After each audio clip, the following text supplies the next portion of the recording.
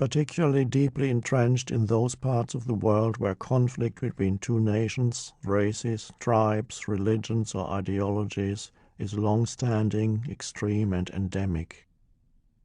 Both sides of the conflict are equally identified with their own perspective, their own story, that is to say, identified with thought.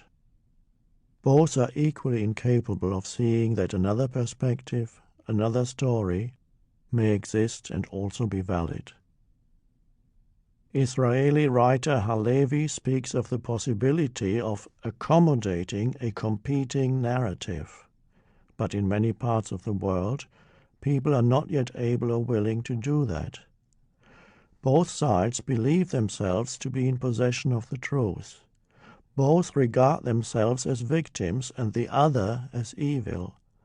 And because they have conceptualized and thereby dehumanized the other as the enemy, they can kill and inflict all kinds of violence on the other, even on children, without feeling their humanity and suffering. They become trapped in an insane spiral of perpetration and retribution, action and reaction. Here it becomes obvious that the human ego in its collective aspect as us against them is even more insane than the me, the individual ego, although the mechanism is the same.